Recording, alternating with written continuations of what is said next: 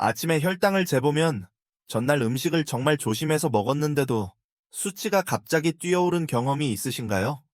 작은 케이크 한 조각이나 전분이 적은 죽 한 그릇만 먹었을 뿐인데도 혈당이 한국의 겨울바다에서 흔들리는 배처럼 출렁입니다. 많은 분들이 이제는 내 몸이 말을 안 듣는다고 생각하지만 한국 병원에서 일하는 의사로서 말씀드리자면 진짜 원인은 음식의 양이 아니라 60세 이후 몸속에서 조용히 일어나는 변화들입니다. 그리고 특별한 점은 이것입니다. 하루 5분의 작은 변화와 식사 순서를 올바르게 정리하는 것만으로도 제 환자들 중 많은 분들이 몇 주 만에 혈당 변동을 줄였습니다.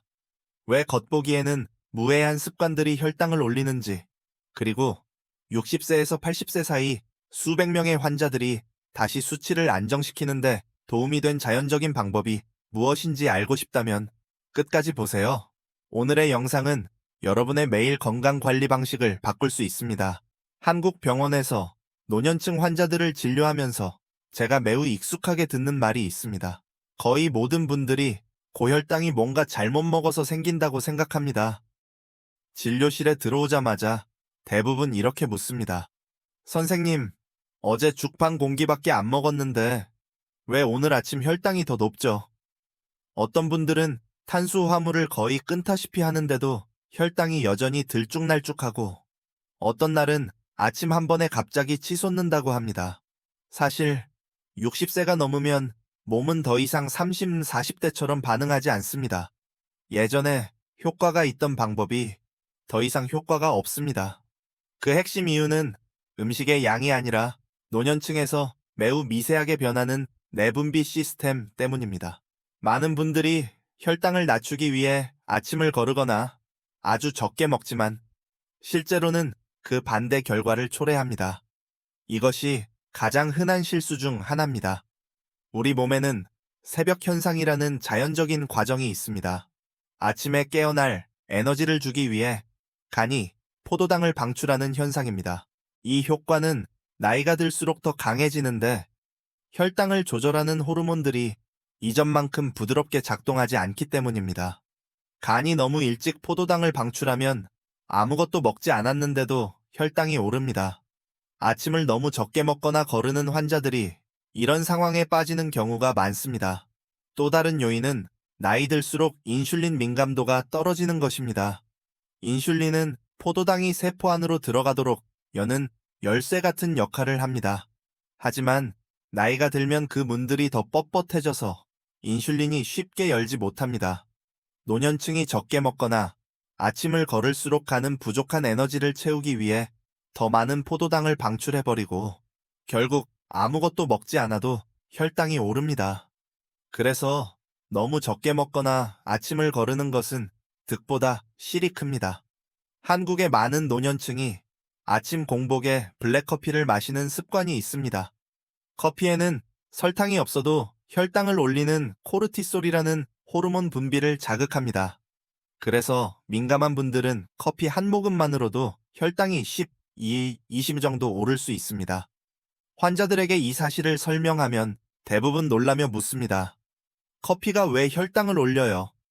이것은 커피가 직접 혈당을 올리는 것이 아니라 노년층의 내분비 시스템이 카페인에 더 강하게 반응하기 때문입니다. 매일 아침 진료실에서 환자들을 만날 때 저는 항상 이렇게 말씀드립니다. 당신의 혈당이 오르는 이유는 한 가지 음식을 잘못 먹어서가 아니라 전체 조절 시스템이 약해졌기 때문입니다. 이 사실을 이해하고 나면 이유 없이 오르는 혈당 때문에 더 이상 혼란스러워하지 않게 됩니다. 많은 분들이 간과하는 또 다른 요소는 아침 활동입니다. 근육은 포도당을 가장 많이 사용하는 기관입니다. 그런데 노년층이 아침에 일어나 활동 없이 오래 앉아 있으면 근육이 깨어나지 않은 상태가 되어 포도당을 사용하지 않고 인슐린도 제대로 작동하지 않습니다. 어떤 환자들은 아침 식사 전 3, 5분 정도 제자리 걷기나 어깨 돌리기 낮은 스텝, 오르내리기 같은 가벼운 움직임만 추가해도 아침 혈당이 8, 15 정도 떨어졌습니다. 제가 기억하는 대표적인 사례가 인천에 사는 67세 박 씨입니다. 그는 적게 먹는 게 좋다. 고 믿어 아침에 사과 반쪽이나 찐 고구마 몇 조각만 먹었습니다. 하지만 아침 혈당은 늘 118, 125에서 벗어나지 않았습니다. 그는 답답해하며 말했습니다. 선생님, 저는 많이 먹지도 않는데 왜 혈당이 계속 높아요? 제가 그의 아침 호르몬 상태와 생활 패턴을 분석한 후 설명했습니다. 그의 몸은 에너지가 부족해가니 혈당을 구조신호처럼 방출하고 있었던 것입니다. 그래서 저는 세 가지를 바꾸도록 했습니다. 가벼운 단백질과 식이섬유 천천히 소화되는 탄수화물이 포함된 아침 식사를 하기, 식사 전에 따뜻한 물 마시기, 그리고 아침에 일어나자마자 5분 움직이기. 단 3주 만에 그의 아침 혈당은 102, 105로 안정되었습니다. 그는 몸이 훨씬 부드러워진 것 같다고 말하며 오전 내 피로감도 사라졌다고 했습니다. 이 부분에서 제가 가장 강조하고 싶은 점은 이것입니다. 아침 혈당이 높다고 해서 잘못 먹었다는 뜻은 아닙니다. 그것은 몸이 더 근본적인 지원을 필요로 한다는 신호입니다. 진짜 원인을 이해해야 올바른 해결책을 찾을 수 있습니다. 제가 방금 설명한 내용이 익숙하게 느껴지거나 노력했는데도 이유 없이 아침 혈당이 오르는 경험이 있다면 알려주세요. 좋아요를 누르고 댓글로 숫자 2를 남겨주시면 자연스럽게 혈당을 안정시키는 방법에 대해 더 알고 싶어 한다는 신호로 알겠습니다. 그러면 다음 영상에서 어떤 부분을 더 자세히 설명할지 참고하겠습니다. 혈당이 음식 때문만이 아니라 아침 호르몬이 흐트러져 몸이 당을 방출하기 때문이라는 사실을 이해했다면 다음 단계는 노년층이 매일 무심코 반복하는 식습관 실수를 살펴보는 것입니다. 박 씨처럼 아침을 고쳐도 식후 혈당이 여전히 높아서 그럼 제가 또 뭘 잘못하고 있는 건가요? 라고 묻는 경우가 많습니다. 이때는 겉보기에는 괜찮아 보이지만 실제로는 혈당을 크게 흔드는 습관들을 되짚어봐야 합니다. 가장 흔한 실수 중 하나는 식사 직후 과일을 먹는 것입니다. 많은 노년층이 과일은 소화를 돕는다거나 밥 먹고 먹어야 덜 배고프다고 믿습니다. 하지만 과일에는 소화가 빠른 과당이 들어 있습니다. 탄수화물과 단백질로 이미 배가 찬 상태에서 과일을 먹으면 빠르게 흡수되는 단순당이 추가되어 식후 혈당이 더 크게 상승합니다. 저는 환자들에게 식사 후 과일을 먹는 것은 이미 불타고 있는 난로에 장작을 더 넣는 것과 같다고 설명합니다. 불길이 훨씬 빨리 치솟는 것처럼 혈당도 급하게 올라갑니다. 두 번째 실수는 현미나 통곡물이 항상 좋다고 믿는 것입니다. 많은 노년층이 마트에서 파는 부드러운 현미나 구운 곡물 제품을 선택하는데 이런 제품들은 가공 과정에서 자연적인 겨층이 제거되거나 많이 연화되어 GI가 백미와 거의 비슷합니다. 노년층은 소화 기능이 약하고 탄수화물을 더 빨리 흡수하기 때문에 건강식이라고 믿었던 음식도 혈당을 높일 수 있습니다. 또 하나 매우 흔한 습관은 과일 주스나 시판 주스를 마시는 것입니다. 많은 환자들이 과일 주스는 자연식이라고 생각하는데 이런 제품은 식이섬유가 거의 없고 표시되지 않은 당분이 들어있는 경우도 있습니다. 식이섬유가 없으면 흡수가 너무 빨라 혈당이 급하게 치솟고 다시 떨어지면서 피로감 떨림, 극심한 허기감을 유발합니다. 또 다른 실수는 너무 빨리 먹는 것입니다. 한국의 노년층은 혼자 사는 경우가 많아 식사를 빨리 끝내는 습관이 있습니다. 하지만 빨리 먹으면 인슐린이 제때 반응하지 못해 식후 혈당이 더 높아집니다. 식사 시간을 오후 10분만 늘려도 혈당이 낮아지는 변화를 직접 겪은 환자들이 많습니다. 과학적으로 보면 이런 모든 실수는 몸이 당을 흡수하고 처리하는 속도와 관련이 있습니다. 단순히 GI가 중요한 것이 아니라 노년층에게 더 중요한 것은 식사 전체가 만들어내는 혈당량과 흡수 속도입니다.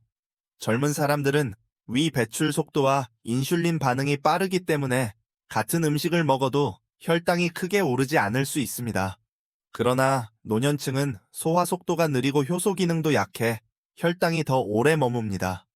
문제는 음식 자체라기보다 먹는 방식, 타이밍 조합이 잘못된 경우가 많습니다.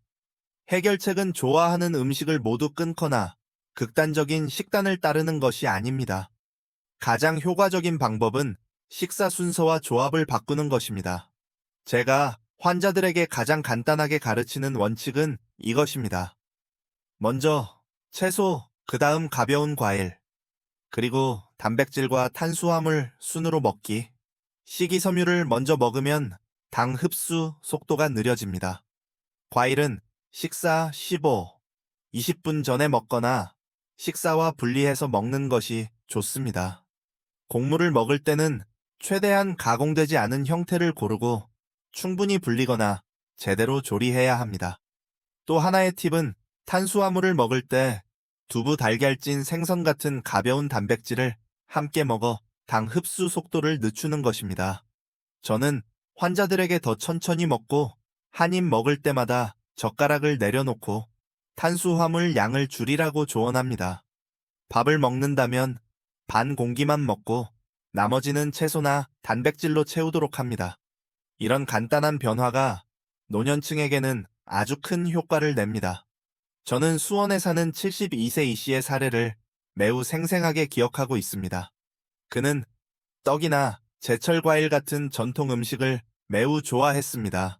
식사 후에는 늘 귤 몇 조각이나 작은 배 한 개를 먹었고 그것이 완전히 자연적이고 해롭지 않다고 생각했습니다. 그러나 식후 혈당을 측정할 때마다 수치는 항상 160에서 170 사이였습니다. 그의 전체 식습관을 분석해보니 혈당을 올린 것은 주식이 아니라 식사 직후에 먹는 과일이었습니다. 과일을 식사 20분 전에 먹도록 순서만 바꾸고 떡의 양을 줄이며 가벼운 단백질을 추가하자 단 3주 만에 식후 혈당이 128에서 135까지 떨어졌습니다. 그는 매우 놀라며 이렇게 말했습니다. 많이 먹고 적게 먹는 것보다 올바른 순서로 먹는 게 더 중요하군요. 이 부분에서 제가 강조하고 싶은 점은 때로는 혈당 변동을 일으키는 것이 해로운 음식이 아니라 노년층의 몸이 그 음식에 반응하는 방식이라는 것입니다. 이를 정확히 이해하면 지나치게 엄격한 식단을 따를 필요 없이 몸에 맞는 자연스러운 순서로 먹기만 하면 됩니다. 이 부분이 끝나기 전에 여러분의 경험을 듣고 싶습니다. 식사 직후 과일을 먹고 혈당이 오른 적이 있나요? 그런 경험이 있다면 댓글로 숫자 2를 남겨주세요. 그러면 이 내용이 여러분에게도 해당된다는 것을 알 수 있고 다음 내용 구성에 도움이 됩니다.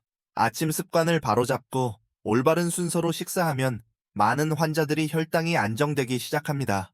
하지만 여전히 공복 혈당과 식후 혈당이 들쭉날쭉한 분들이 있습니다. 이들은 식사도 조심하고 가벼운 운동도 하면서도 왜 혈당이 불안정한지 이해하지 못합니다. 이런 경우에는 대부분 사람들이 잘 모르는 또 하나의 강력한 요인을 살펴봐야 합니다.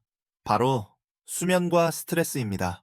한국의 많은 노년층은 늦게 자는 습관을 가지고 있습니다.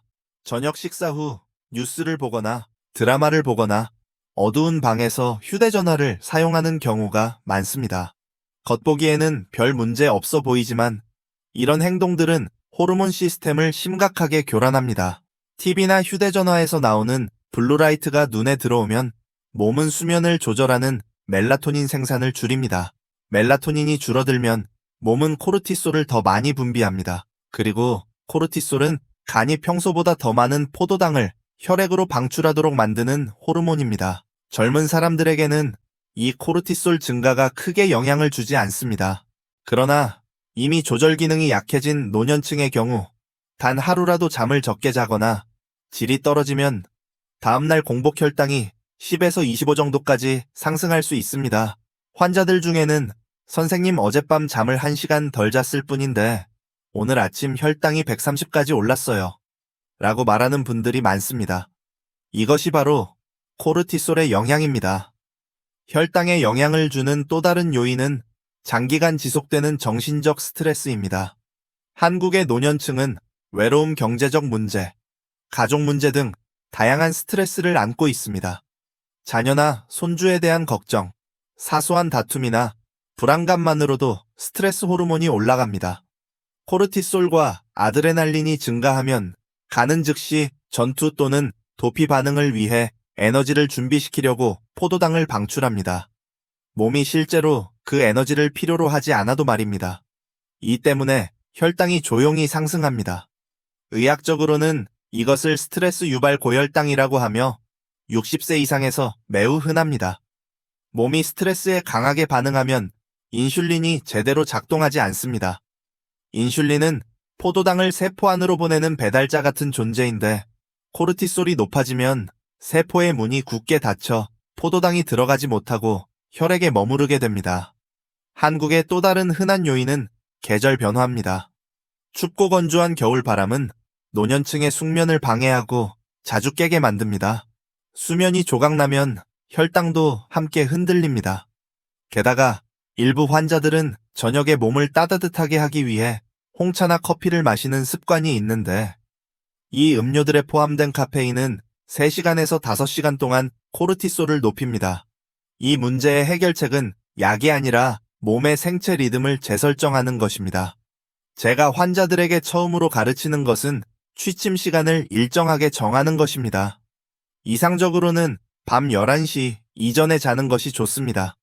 잠들기 45분 전에는 TV와 휴대전화를 끄고 몸이 자연스럽게 멜라토닌을 늘릴 수 있게 해야 합니다. 잠이 잘 오지 않는 분들에게는 따뜻한 수건을 목과 어깨에 올려 근육을 이완시키고 코르티솔을 낮추도록 권합니다. 코로 깊게 들이마시고 입으로 천천히 내쉬는 이 3분의 호흡 운동은 신경계를 안정시키는 빠른 방법입니다. 또 하나 작은 변화지만 매우 효과적인 방법은 흰 조명 대신 따뜻한 조명을 사용하는 것입니다. 노란색이나 주황색 조명은 잠들기 전 몸이 과도하게 자극되는 것을 막아줍니다. 또한 노년층은 오후 7시 이후 카페인이 있는 차를 피해야 합니다. 많은 사람들이 녹차도 카페인이 있는 줄 모르고 마십니다. 저는 환자들에게 저녁 식사 후 가벼운 움직임을 하도록 권합니다. 집안을 5분에서 7분만 걸어도 소화가 잘 되고 식후 혈당이 내려갑니다. 이는 일본 노년층 사이에서 매우 좋은 습관이며 한국에서도 더 널리 퍼졌으면 하는 습관입니다. 가장 명확한 사례 중 하나는 대구에 사는 69세 최 씨입니다. 그녀는 공복 혈당이 저녁 수치보다 더 높은 이유를 항상 궁금해했습니다. 실제로는 저녁에는 195인데 아침에는 128에서 130까지 오르곤 했습니다. 그녀의 생활 패턴을 살펴보니 TV를 자정까지 보고 자주 깨며 저녁에 차를 마시고 있었습니다. 저는 그녀가 3가지를 바꾸도록 도왔습니다. TV를 밤 10시에 끄기, 매일 밤 호흡, 운동하기 오후 7시 이후 차 마시지 않기.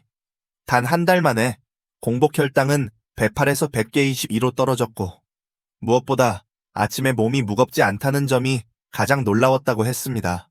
제가 여러분께 꼭 기억해달라고 부탁드리고 싶은 것은 이것입니다. 수면은 단순한 휴식이 아니라 혈당을 조절하는 스위치입니다. 잠을 잘 자면 몸은 연료를 올바르게 보충합니다. 하지만 잠이 부족하거나 스트레스를 받으면 몸이 스스로와 싸우게 됩니다. 만약 나쁜 잠을 잔 다음 날 아침 혈당이 높아지는 경험이 있다면 댓글로 숫자 3을 남겨주세요. 이 현상이 여러분에게도 일어나는지 알고 싶습니다. 그래야 다음 부분에서 더 구체적인 안내를 드릴 수 있습니다. 환자들이 아침 호르몬 식습관 수면이라는 3가지 혈당 요인을 이해하게 되면 다음 단계는 안정적이고 유지하기 쉬운 루틴을 만드는 것입니다. 노년층 환자들은 항상 이렇게 묻습니다. 선생님, 더 간단한 방법은 없나요? 약을 더 먹고 싶지는 않아요. 제 대답은 늘 같습니다. 있습니다. 노년층의 몸은 작지만 꾸준한 변화에 아주 잘 반응합니다. 중요한 것은 많이 하는 것이 아니라 올바른 것을 꾸준하게 하는 것입니다. 제가 소개하고 싶은 첫 번째 방법은 병원 환자들에게도 적용해 효과를 본 5분 루틴입니다. 이것은 운동이 아니라 식사 전에 근육을 깨워 인슐린 민감도를 높이는 순환 동작들입니다. 근육이 활성화되면 인슐린과 관계없이 작동하는 GLUT라는 통로가 열려 혈액 속 포도당이 더 쉽게 세포로 이동합니다. 그 결과 자연스럽게 식후 혈당이 낮아집니다. 5분 루틴은 5가지 동작으로 이루어져 있습니다. 첫째, 60초 동안 제자리에서 걷기. 무릎을 높이 들 필요는 없고 그저 계속 움직여 순환을 깨우는 것이 목적입니다. 둘째, 어깨와 엉덩이 같은 큰 관절을 1분간 회전시켜 몸을 따뜻하게 하고 혈관을 확장시킵니다. 셋째, 다리를 굽혔다 펴거나 낮은 스텝을 오르내리며 1분 동안 허벅지 근육을 활성화합니다. 허벅지는 포도당을 가장 많이 사용하는 근육입니다. 넷째, 소화를 돕고 복부 긴장을 완화하기 위해 1분 동안 시계 방향으로 하복부를 마사지합니다. 다섯째, 4-2-6 호흡법으로 1분간 심호흡하기. 4초 동안 들이마시고 2초 동안 멈추고 6초 동안 천천히 내쉽니다. 이것은 노년층의 코르티솔을 빠르게 낮추는 효과적인 방법입니다. 이 5가지 동작을 식사 전에 하면 대부분의 환자에서 식후 혈당이 15에서 25 정도 떨어집니다. 저는 노년층에게 격렬한 운동을 권하지 않습니다. 중요한 것은 부드럽고 꾸준한 것입니다. 식사 전 5분이면 충분합니다. 5분 루틴 외에도 식단 역시 매우 중요한 역할을 합니다. 저는 환자들에게 아침 식사를 가볍게 하되 식이섬유와 천천히 소화되는 탄수화물을 포함하도록 권합니다. 점심에는 채소와 단백질을 늘리고 단 음식을 줄입니다. 저녁에는 탄수화물을 줄이고 식후 과일을 피해야 합니다. 핵심은 순서입니다. 채소, 단백질, 탄수화물. 이 순서로 먹으면 혈당이 천천히 안정적으로 오르기 때문에 췌장이 부담을 덜 받습니다. 또 하나 중요한 점은 수분 섭취입니다. 가벼운 탈수만으로도 혈당이 올라갈 수 있습니다. 혈액이 더 농축되기 때문입니다. 식사 전 따뜻한 물 한 잔은 몸의 균형을 유지하는 데 도움이 됩니다. 아주 시행적인 사례는 울산의 73세 한 씨입니다. 그가 저를 찾아왔을 때 식후 혈당이 늘 170을 넘었다며 매우 걱정하고 있었습니다. 그는 자신이 너무 빨리 먹고 식사 전에 움직이지 않는다는 사실을 전혀 몰랐습니다. 식사 전에 5분 루틴을 적용하고 먹는 순서를 바꾸니 6주 만에 식후 혈당이 140까지 떨어졌고 어떤 날은 132까지 낮아졌습니다. 그를 가장 기쁘게 한 것은 예전처럼 식사 후 졸리거나 무거운 느낌이 사라졌다는 것입니다. 그가 제게 말했던 한마디가 아직도 기억납니다. 선생님, 큰 것을 하는 게 중요한 게 아니라 작은 것을 꾸준히 하는 게 중요하군요. 이것이 제가 여러분께도 전하고 싶은 메시지입니다. 작은 습관 하나가 매일 반복되면 몸의 내분비 시스템 전체와 혈당 조절 능력을 바꿀 수 있습니다. 만약 여러분이 5분 루틴이나 한국 노년층에게 적합한 식단에 대해 더 듣고 싶다면 댓글로 숫자 4를 남겨주세요. 어떤 내용이 가장 필요하신지 알 수 있고 다음 영상의 주제를 결정하는 데 도움이 됩니다. 오늘 영상에서 우리가 함께 걸어온 여정을 돌아보면 혈당을 안정시키는 것은 멀리 있는 목표나 과도한 노력이 필요한 일이 아닙니다. 인천의 박 씨, 수원의 이 씨, 울산의 한 씨처럼 한때 혈당이 오르내려 불안해하던 분들도 자신의 몸이 어떻게 작동하는지 이해하고 작은 식습관 실수를 고치고 수면을 개선하고 매일 5분 루틴을 실천함으로써 건강을 다시 스스로 관리하게 되었습니다. 오늘 이야기가 주는 가장 큰 가치는 단순히 혈당 수치가 낮아졌다는 것만이 아니라 몸이 긍정적으로 반응하기 시작할 때 노년층이 느끼는 마음의 안정감입니다. 많은 사람들은 나이가 들면 높은 혈당을 당연히 받아들여야 한다고 생각합니다.